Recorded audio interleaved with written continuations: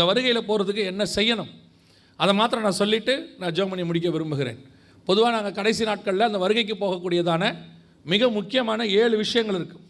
அந்த 7 விஷயத்தை மாத்திரம் சொல்லிவிட்டு நான் ஜெபம் பண்ணி முடிக்கிறேன். இந்த வருகையில் நீங்கள் போகணும், கர்த்தருடைய வருகையில் பிரவேசிக்கணும் அப்படின்னு சொன்னால் பேசிக்காக ஒரு மிக முக்கியமாக ஒரு 7 விஷயத்தை நீங்கள் செய்ய வேண்டும். முதலாவதாக, இயேசு கிறிஸ்துவின் ரத்தத்தினாலே பாவம் மன்னிப்புக்கென்று உங்களை ஒப்பு கொடுக்கணும். இயேசுவின் ரத்தம் பாவம் மன்னிச்சிருக்குங்கிற நிச்சயம் இருக்கணும். நிறைய பேருக்கு அந்த நிச்சயம் இல்லை. கிறிஸ்டின் ஆகிட்டாங்க. கிறிஸ்டின் ஆகிறதுனால நீங்கள் பரலோகத்துக்கு போயிடுவீங்கன்னு நினைக்காதீங்க. சிலர்லாம் கல்யாணத்துக்காக கிறிஸ்டின் ஆகிருப்பான். அவன் ஆண்டவரெலாம் ஏற்றுக்கொண்டிருக்க மாட்டான்.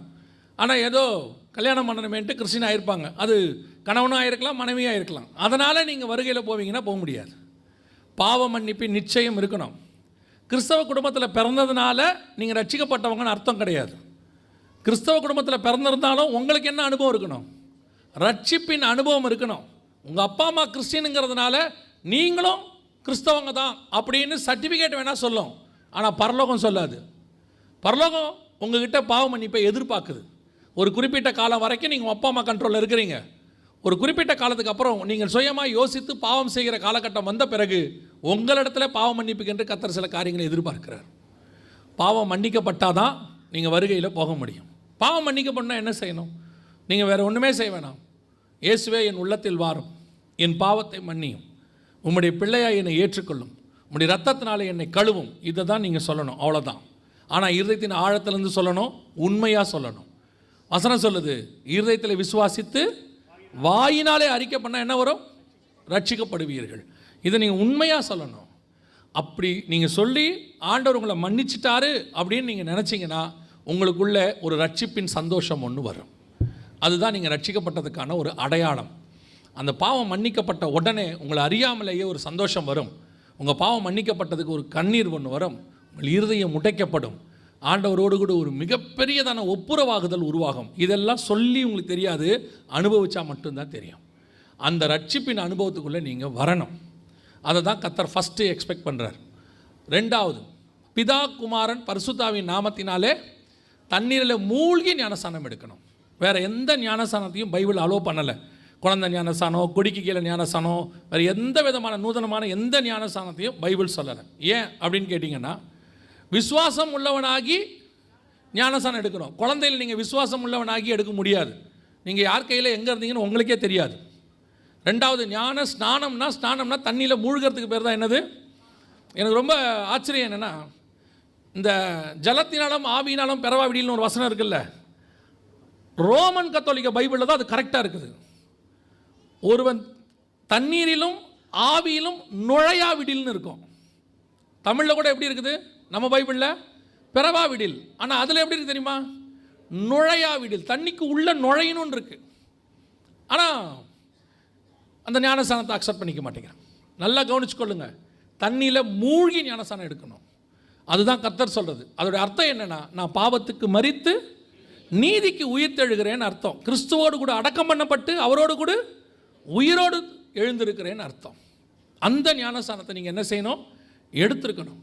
எடுத்தீங்களா? சிலர் நினைக்கிறாங்க, நாங்கள் குழந்தையில் எடுத்தோமே, ஆனால் ஒரு ஞானஸ்தானம் தானே சொல்லியிருக்குது. நீங்கள் குழந்தையில் எடுத்ததுக்கு பேர் என்ன கிடையாது? ஞானஸ்தானமே கிடையாது.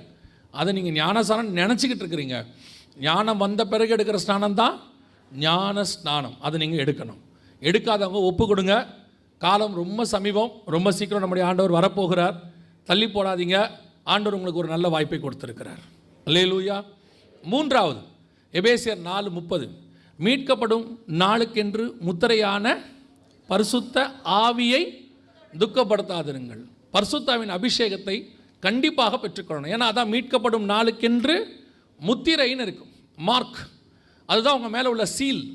அது அவர் இருந்தால் தான் நீங்கள் வருகையிலே போக முடியும். அந்த சீல் இருக்கிறவங்க தான். நீங்கள் பார்த்துருப்பீங்க, உங்களுக்கு இந்த ரேஷன் கடையில் வந்து அப்பப்போ டிவி கொடுக்குறேன், மிக்சி கொடுக்குறேன், கிரைண்டர் கொடுக்குறேன், 1000 ரூபா கொடுக்குறேன், 2000 ரூபா கொடுக்குறேன்பாங்க. அதுக்கு முதல்ல என்ன பண்ணுவாங்க தெரியுமா? ஃபஸ்ட்டு போய் ரேஷன் புக்கை கொடுத்தீங்கன்னா அதில் நோட் பண்ணிவிட்டு உங்களுக்கு என்ன கொடுப்பாங்க? ஒரு டோக்கன் கொடுப்பாங்க. அதுக்கப்புறம் நீங்கள் டோக்கன் இல்லாமல் புக்கை கொடுத்தா கூட தரமாட்டாங்க. எதை கொடுத்தா தான் கொடுப்பாங்க? டோக்கன் தான் முக்கியம். அதுக்கப்புறம் புக்கு முக்கியம் இல்லை. அதில் மார்க் பண்ணிட்டாங்க டோக்கன் கொடுத்தாச்சுன்னு. அதுக்கப்புறம் எது முக்கியம்? டோக்கன் முக்கியம். அதே மாதிரி தான் நீங்கள் ரட்சிக்கப்பட்டவுடன் பரலோகத்துக்கான டோக்கன் தான் பரிசுத்த ஆவியானவர். அவர் இருந்தால் தான் நீங்கள் எடுத்துக்கொள்ளப்பட முடியும். பரிசுத்த அபிஷேகம் பெறாமல் வருகையில் போக முடியாது. ஏன்னா அவர் தான் மீட்கப்படும் நாளுக்கென்று முத்திரைன்னு இருக்கு. கொஞ்சம் பேர் என்ன சொல்கிறாங்கன்னா, நீ ரட்சிக்கப்படும் போதே பரிசுத்த ஆவியானவர் வந்துட்டாருப்பா, அப்புறம் எதுக்கு தனியாக பரிசுத்த ஆவி அப்படின்னு கேட்குறாங்க. அது 100% உண்மை. நான் இல்லைனே சொல்கிறேன். உங்களை நடத்தி கொண்டு வந்தது பரிசுத்த ஆவியானவர், கொண்டு வந்து இங்கே விட்டார். ஆனால் நீங்கள் அந்த பாவம் கழுவி தண்ணீரிலிருந்து வெளியே வரும்போது ஜலத்தின் மேல் அசைவாடுகிற ஆவியானவர் உங்களுக்குள் இறங்கி வருவார். வெளியே இருக்கிறவர் உங்களுக்கு உள்ளே வருவார். அவர் உள்ளே வந்த பிறகுதான் பாவத்தை குறித்தும் நீதியை குறித்தும் நியாயத்தீர்ப்பு குறித்தும் கண்டித்து உணர்த்துவார். அது மட்டுமல்ல, உங்களை கொண்டு போய் பரலோக ராஜ்யத்தில் சேர்ப்பார். அது வரைக்கும் அவருடைய பொறுப்பு. பரிசுத்த அபிஷேகம் பெறாதவங்க சபையில் இருக்கிற அபிஷேக கூட்டத்தில் கலந்து கொள்ளுங்க. ஒருவேளை உங்களுக்கு வாய்ப்பு இல்லை, அப்படி சான்சஸ் இல்லைன்னா ஒன்றும் பிரச்சனை இல்லை. நல்ல ஒரு தனி அறையில் போய் கதவை சாத்தி நல்ல ஊக்கமாக ஜெபம் பண்ணுங்க. வாஞ்சியும் தவணமுள்ள ஆத்துமாக்களை அவர் நிரப்புகிறார்னு இருக்கு. கண்டிப்பாக பரிசுத்த ஆவியானவர் உங்களை நிரப்புவார். அல்லேலூயா. 4வது மிக முக்கியமானது வேறுபாடு உள்ள வாழ்க்கை. வாசிங்க, அப்போஸ்தலர் நடவடிக்கைகள் 2ஆம் அதிகாரம் 40வது வசனத்தை வாசிங்க. இன்னும் அநேக வார்த்தைகளாலும் சாட்சி கூறி மாறுபாடுள்ள இந்த சந்ததியை விட்டு விலகி உங்களை ரட்சித்துக் கொள்ளுங்கள் என்றும் புத்தி சொன்னான். கவனிங்க, மாறுபாடுள்ள இந்த சந்ததியை விட்டு விலகி உங்களை ரட்சித்துக் கொள்ளுங்கள். இது 4வது வேறுபாடு உள்ள வாழ்க்கை. உங்களுக்கும் உலகத்துக்கும் என்ன இருக்கணும்? வேறுபாடு, டிஃப்ரென்சியேஷன் லைஃப். எல்லாம் செஞ்சாச்சு. உலகத்துக்கு ஒத்த, நல்ல அழகாக ஒரு பாட்டு, அவங்க அந்த பாட்டு பாடுறதுக்கு முன்னாடி அழகாக சொன்னாங்க, உலகத்துக்கு ஒத்த வேஷம் தரிக்காதபடிக்கு. ரோமர் 12 இருக்குது. நீங்கள் சபைக்குள்ளே வந்துட்டிங்கன்னா, சபை என்பது உலகத்திலேருந்து வேறு பிரிக்கப்பட்ட ஒரு இடம். உலகத்திலேருந்து ஆண்டவர் உங்களை கொண்டு வந்து இங்கே வச்சு இங்கே உங்களை பரலோகத்துக்குரியவங்களை மாதிரி மாற்றுறாரு. அதுக்கு தான் சபை. இப்போ இன்னும் ஒரு காலத்தில் சபை உலகத்துக்கு போய் உலகத்தை சபையாக மாற்றுச்சு. இப்போது சபைக்குள்ள உலகம் வந்து சபை எப்படி மாறிட்டு இருக்குது? உலகமாக மாறிட்டு இருக்குது. உலகன்றதை நிறைய பேர் புரிஞ்சிக்க மாட்டேங்கிறாங்க. இப்போ நீங்கன்னா உலகன்றீங்க. இப்போ சபையில் வந்துட்டு டிவி இல்லையா, ப்ரொஜெக்டர் இல்லையா, மைக் இல்லையா, ஸ்பீக்கர் இல்லையா, அப்போ இதெல்லாம் உலகம் இல்லையா? அவங்களுக்கு அது விஷயமே புரியல. இப்போ நம்ம ஒரு காலத்தில் வந்து பேண்ட் ஷர்ட்டுக்கு முன்னாடி வேஷ்டி போட்டுக்கிட்டு இருந்தோம், சட்டை போட்டுக்கிட்டு இருந்தோம். இப்போ பேண்ட் ஷர்ட்டுக்கு மாறிட்டோம். அதனால அது போய் உலகமா? இதெல்லாம் உலகம். நான் சொல்கிறது ஐடியாலஜி. உங்களுக்குள் உலகம் வந்துருச்சு. மனுஷகுமார்த்திகள் அதிக சௌந்தரியம் உள்ளவர்கள் என்று கண்டு தேவபுத்திரர் அவர்களுக்குள்ள என்ன பண்ணுறான்? பெண் கொண்டான். கர்த்தருக்கு விரோதமான காரியங்கள் எதை நீங்கள் உள்ளே கொண்டு வந்தாலும் அது உலகம். சபை இப்படித்தான் இருக்கணும்னு பைபிள் எழுதி வச்சிருக்குது. அப்படித்தான் சபை இருக்கணும், அவ்வளோதான். அதில் உங்களுடைய ஐடியாஸை திணிக்கிறதுக்கு உங்களுக்கு எந்த விதமான அதிகாரமும் இல்லை. கர்த்தர் என்ன சொல்லி வச்சிருக்கிறாரோ சபை அப்படி தான் இருக்கணும். பாருங்களேன், நீங்கள் என்ன விரும்புகிறீங்கன்னா உங்களுக்கு ஏற்ற மாதிரி சர்ச் இருக்கணும்னு விரும்புகிறீங்க. அப்படி இல்லைன்னா உங்களுக்கு இப்போ ஆப்ஷன் ஆகி போச்சு. இங்கே விட்டு இன்னொரு சர்ச்சு, அதை சர்ச்சு இப்படி சுற்றி அப்படியே நீங்கள் வாழ்நாளெல்லாம் சுற்றி முடிக்கிற வரைக்கும் சர்ச் இருக்குது. இப்போ அப்படியே நாடோடிகள் போல், அகதிகள் போல் சபை சுற்றி வரீங்க. கேட்டால் ஒரு சபையும் சரியில்லைங்க. ஏன்? உங்களுக்கு ஏற்ற மாதிரி சபை இருக்காதுங்க. நான் இப்பவும் சொல்கிறேன், உலகத்தில் எங்கேயுமே இருக்காது. அப்படி உங்களுக்கு ஏற்ற மாதிரி சபை இருக்குதுன்னா அந்த சபை பரலோகத்துக்கு போகாது. அப்போ என்ன செய்யணும்? சபை கர்த்தர் சொல்லுகிறபடி நடக்கும். அதுக்கேற்ற மாதிரி தான் நீங்களும் நானும் மாறணுமே ஒழிய நமக்கேற்ற மாதிரி வசனம் மாறாது. வசனத்துக்கு ஏற்ற மாதிரி தான் நீங்களும் நானும் மாறணும். இப்போ நம்ம என்ன விரும்புகிறோம்? அப்போ அந்த சர்ச்சில் பாருங்கள், அப்பா என்ன டான்ஸு எப்படி போடுறாங்க. இங்கே நீங்கள் என்ன டான்ஸ் எல்லாம் கூடாதுங்கிறீங்க. ஆமாம் கூடாது, இங்கே கூடாது, அவ்வளோதான். ஏன் கூடாதுங்கிறீங்க? தாவீது ஆடினாரே, தாவீது ரோட்டில் ஆடினார், நீங்களும் ரோட்டில் ஆடுங்க, ஒரு பிரச்சனையும் இல்லை. பாருங்கள், நல்லா ஹைவேஸுக்கு போயிருங்க, ஏர்போர்ட்டுக்கிட்ட போயிருங்க, முடிஞ்சால் ரன்வே கிட்ட கூட போயிருங்க. உங்களை யார் ஆட வேணான்னா? அதே தாவீது ஆசாரிப்பு கூடாரத்துக்கு வரும்போது எப்படி வந்தான்? பயத்தோடும் நடுக்கத்தோடும் வந்தான். தேவனை சந்திக்க போகிற இடம்னு ஒன்று இருக்குது. நீங்கள் இன்னைக்கு உலகத்தையும் இது கொண்டாந்து ஒரே ஒரு விஷயம் மட்டும் நான் உங்களுக்கு சொல்கிறேன். இந்த உலகத்தினுடைய மாடல் இருக்குது பாருங்கள், அது மாறிக்கிட்டே இருக்கும். சபையினுடைய மாடல் இருக்குல்ல, இது மாறவே மாறாது. இது அன்னைக்கும் இதே வசனம் தான், இன்றைக்கும் இதே வசனம் தான். கர்த்தர் வர வரைக்கும் இதுதான் வசனம். இதில் எந்த மாற்றமும் இருக்காது. நாம் புடவை கட்டுறவங்க சுடிதார் போட்டுக்கிட்டோம், வேஷ்டி கட்டினவங்க பேண்ட்டு மாறிட்டோம். அதனால் இதுக்கு பேர் உலகம் இல்லை. உனக்குள்ள உலகம் வரக்கூடாது. அதுதான் இன்றைக்கி என்ன வந்துருச்சு? சினிமாக்காரனுடைய மாடல், சினிமாக்காரனுடைய ஆட்டம், சினிமாக்காரனுடைய டியூனு, ஏன் அதையும் தாண்டி சினிமா பாட்டியாக பாடுறான். உங்கள் மதுரை ரொம்ப ஃபேமஸ். அதில்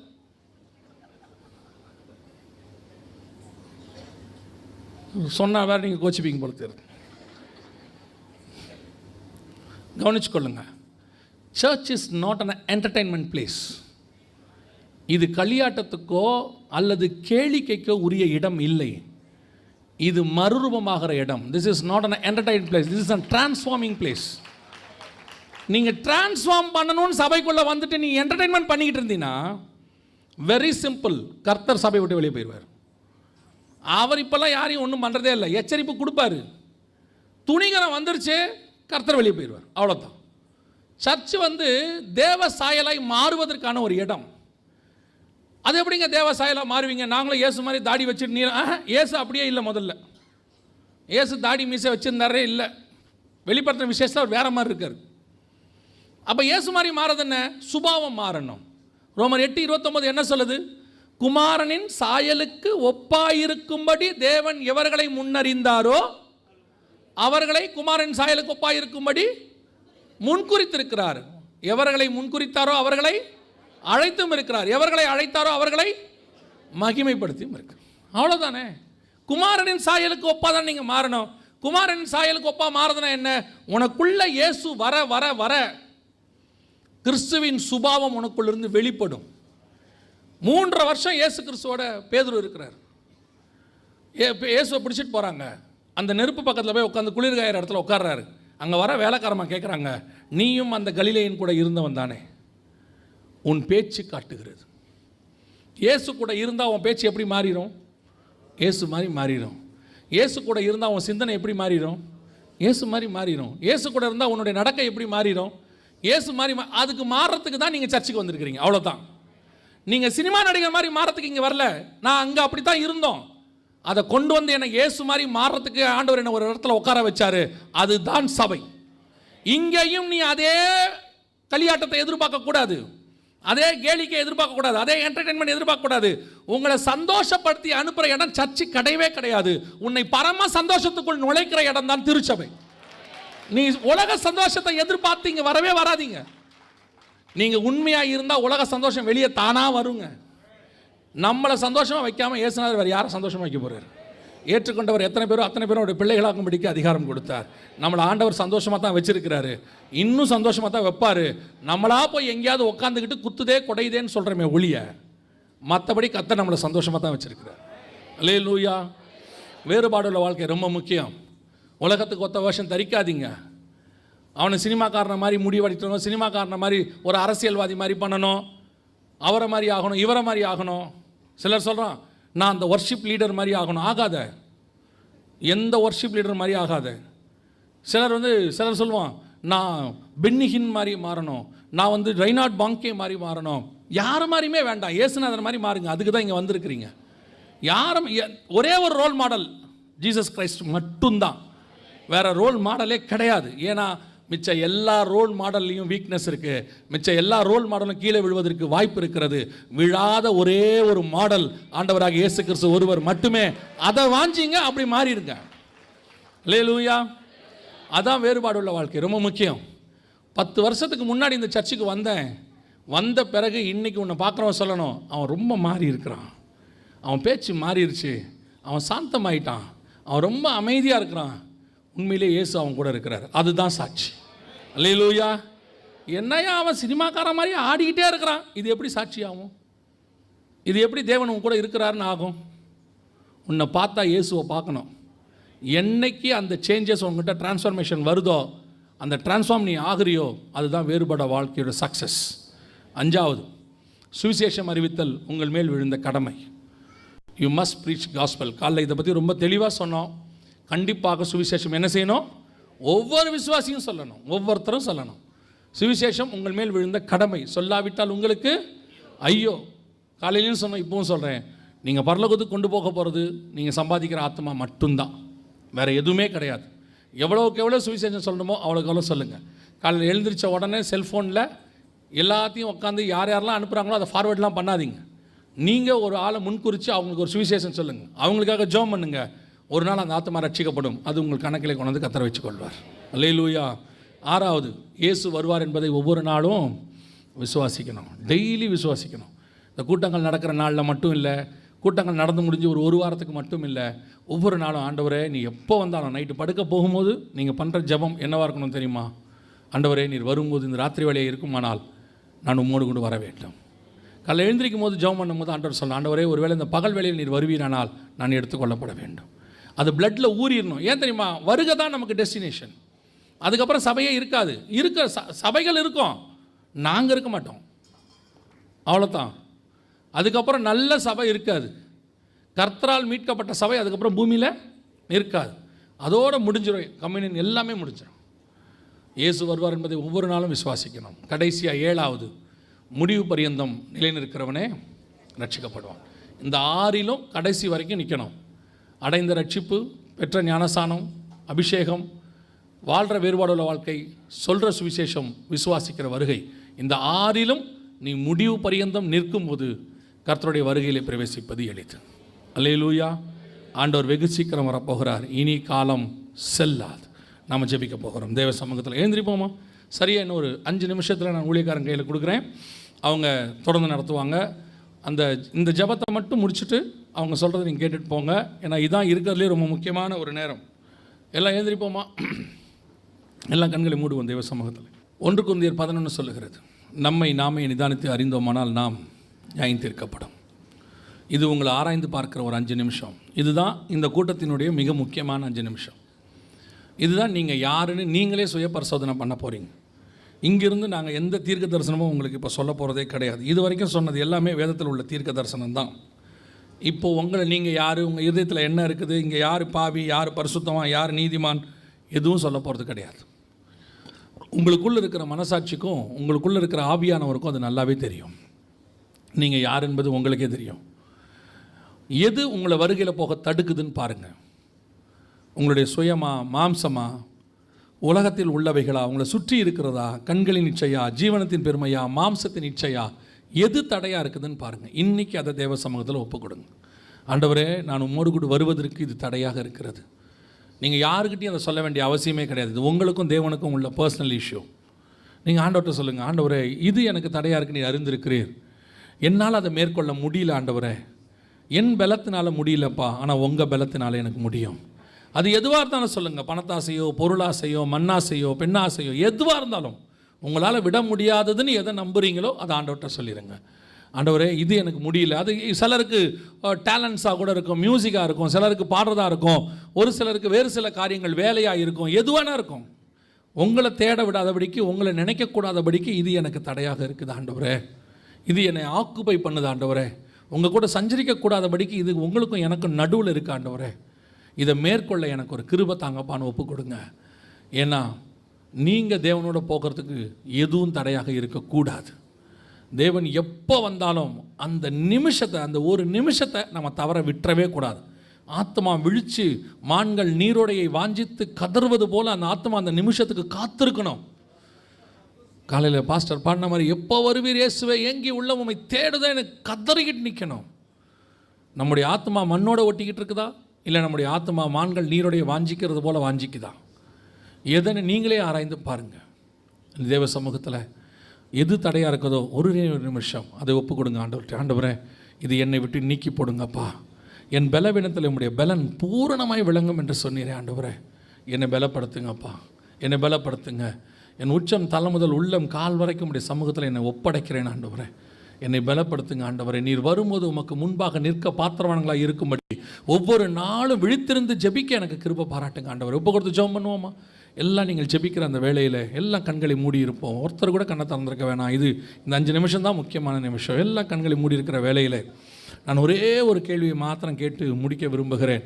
நான் தண்ணியில் மூழ்கி இன்னும் ஞானஸ்நானம் எடுக்கவில்லை, இதுவரைக்கும் தள்ளி போட்டுக்கிட்டே வந்துட்டேன். இன்றைக்கி ஆண்டவர் என் கூட பேசியிருக்கிறாரு. நேற்று கரங்களை உயர்த்தினவர்கள் இன்றைக்கி உயர்த்த வேண்டாம். நேற்று வந்து ஞானஸ்நானத்துக்கு ஒப்பு கொடுத்து பெயர் கொடுத்தவர்கள் நீங்கள் கரங்களை உயர்த்த வேண்டாம். இன்றைக்கி வந்தவர்களில் நான் தண்ணியில் மூழ்கி ஞானஸ்நானம் எடுக்கலை, இத்தனை நாள் தள்ளி போட்டுட்டேன், அல்லது தெரியாமல் இருந்துட்டேன், அல்லது குழந்தையில எடுத்ததை ஞானஸ்நானமாக நினச்சிட்டேன், இன்றைக்கி ஆண்டவர் என் கூட தெளிவாக பேசி இருக்கிறாரு. நான் என்னை தண்ணியில் மூழ்கி ஞானஸ்நானத்துக்கு ஒப்பு கொடுக்குறேன்னு சொல்கிறவங்க இருந்தால் மற்றவங்க எல்லாம் கண்களை மூடியிருப்போம். நீங்கள் மாத்திரம் உங்கள் வலது கரத்தை உயர்த்துங்கள் பார்ப்போம். உங்களுக்காக நான் ஜெபிக்க விரும்புகிறேன். ஞானஸ்நானத்துக்கு ஒப்பு கொடுக்குறவர்கள் மாத்திரம். வேறு யார் இருக்கிறீங்க? இது உங்களுக்கும் தேவனுக்கும் உள்ளது மட்டும்தான். 3-4 பேர்கிட்ட இருக்கிறாங்க. மேலே யாராவது இருக்கிறீங்களா? நான் உங்களுக்காக ஜெபிக்க போகிறோம். கடைசியாக தயவு செய்து கரங்களை உயர்த்தினவர்கள் கொஞ்சம் அப்படியே முன்னாடி வாங்க பார்ப்போம். உங்களுக்காக ஜெபம் பண்ண போகிறோம். உங்களுடைய இதை கொஞ்சம் நாங்கள் இது பண்ண போகிறோம். தயவு செய்து மற்றவங்கெல்லாம் இவங்களுக்காக ஜெபம் பண்ணுங்கள். நீங்கள் வேடிக்கை பார்க்க வேண்டாம். கண்களை மூடி இவங்களுக்காக ஜெபம் பண்ணுங்கள். நீங்கள் வாங்க, முன்னாடி வாங்க. இது உங்களுக்கும் தேவனுக்கும் உள்ளது. வாலண்டியர்ஸ் இருக்கிறீங்களா? Any volunteers? ரைட், வாங்க கொஞ்சம் முன்னாடி வந்துடுங்க பார்ப்போம். இந்த பக்கம் முன்னாடி வாங்க. வேறு யார் இருக்கிறீங்க? வாங்க. இது உங்களுக்கும் ஆண்டவருக்கும் உள்ளதான ஒரு உடன்படிக்கை. இது எல்லா நீதிக்குமான கீழ்ப்படிதல்.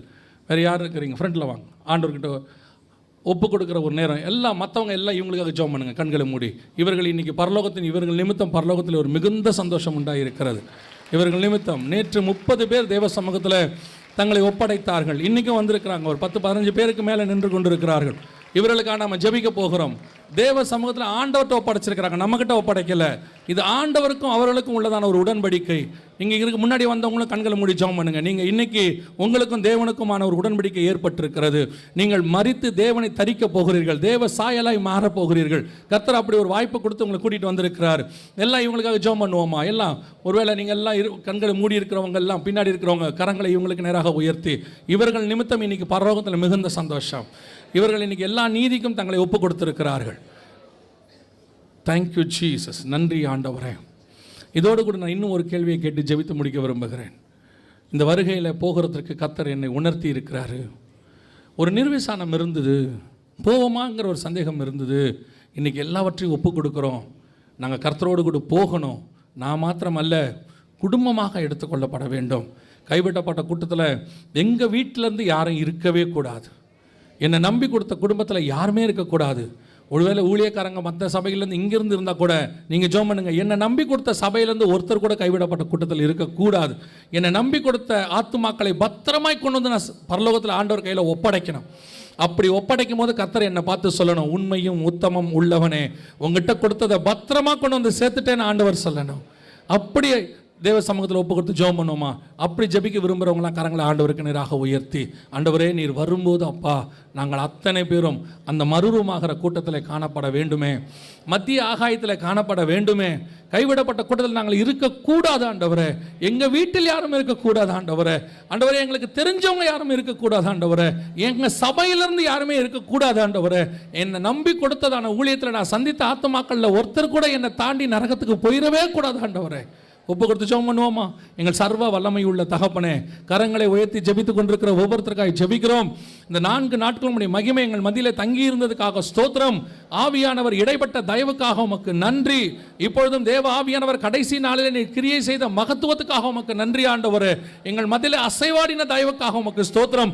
விசேஷமாய் இன்னைக்கு ஞானஸ்நானத்துக்கு ஒப்பு கொடுத்து வந்து நிற்கிற ஆத்துமாக்களுக்காக உமக்கு நன்றி தகப்பனே. மகா பெரிய காரியத்துக்கு தங்களை ஒப்பு கொடுத்திருக்கிறாங்கப்பா. இது முதல் கொண்டு இவர்கள் பரலோகத்தின் பிரஜையாய் மாறி இருப்பதற்காக ஸ்தோத்திரம். பழைய மனுஷனை கலைந்து போட அவர்கள் தைரியமாய் ஒப்பு கொடுத்திருக்கிறார் ஆண்டவரே. புது சிருஷ்டியாய் அவர்கள் மாறின தயவுக்காக உமக்கு நன்றி ஆண்டவரே. ஆண்டவரே, இந்த தீர்மானத்தில் முடிவு பிறந்தும் நிலையாய் நிற்க கர்த்தர் கிருபை தருவீராக. இவர்களுக்கு விரோதமாய் உருவாக்கப்படுகிற எல்லா ஆயுதங்களும் இயேசுவின் நாமத்திலே வாய்க்காதே போகட்டும் என்று கட்டளை கொடுக்கிறோம். முடிவு பரியந்தம் உமக்கென்று சீஷர்களாக சாட்சியாக நிற்கட்டும் ஆண்டவரே. ஆண்டவரே, இந்த திருச்சபைக்காக ஸ்தோத்திரம். விசேஷமாய் ஆண்டவரே ஊழியக்காரருக்காக நன்றி. எங்களுக்கு முன்பாக ஒரு நல்ல தகப்பனை போல ஆண்டவரே நடந்து அநேக பிள்ளைகளுக்கு ஒரு மாதிரியாக, அநேக ஊழியக்காரர்களுக்கு ஒரு சாட்சியாக வளருகிற எத்தனையோ ஊழியர்களுக்கு ஒரு நடை மேகம் போல திரளான சாட்சியாக நீர் வைத்த உம்முடைய ஊழியக்காரருக்காக நன்றி. அவர் கொடுத்திருக்கிற சுகபலனுக்காக ஸ்தோத்திரம் ஆண்டவரே. அவர் மூலமா எங்களுக்கு நீர் சொல்லிக் கொடுத்து கொண்டிருக்கிற சாட்சிகளுக்காக உமக்கு ஸ்தோத்திரம். அவரையே நீர் ஒரு நிருபமாய் நிறுத்தி வைத்திருக்கிற தயவுக்காக உமக்கு நன்றி ஆண்டவரே. அம்மாவுக்காக உமக்கு ஸ்தோத்திரம். இந்த ஊழியத்தின் பாதையில உறுதுணையாய் இருந்து இந்த ஊழியத்தை கட்டி எழுப்ப இந்த 2 பேருக்கு நீர் கொடுத்த பலனுக்காக ஸ்தோத்திரம். இங்க இருக்கிற அத்தனை பேருக்கும் ஒரு தாயாக, ஒரு தகப்பனாக நின்று நடத்தி கொண்டிருக்கிற தயவுக்காக ஸ்தோத்திரம்.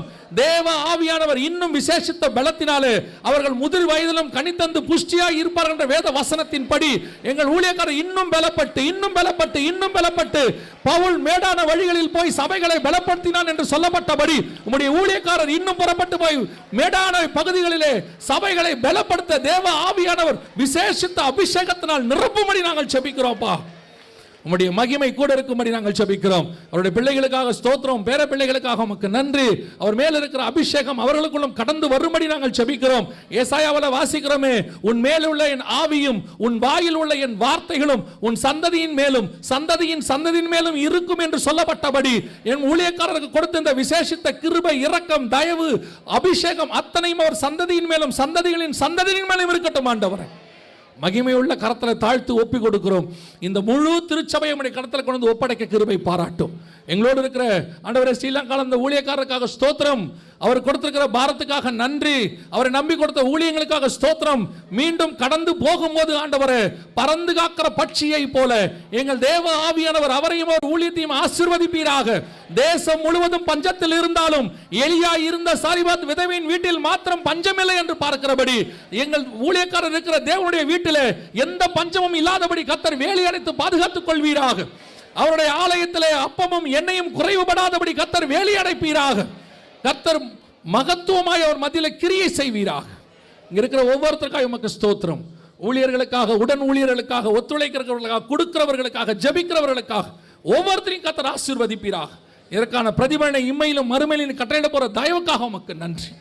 எங்கள் ஆண்டவர் இயேசுவின் நாமத்தினாலே ஒப்பு கொடுத்து ஜெபிக்கிறோம் எங்கள் ஜீவனுள்ள நல்ல பிதாவே.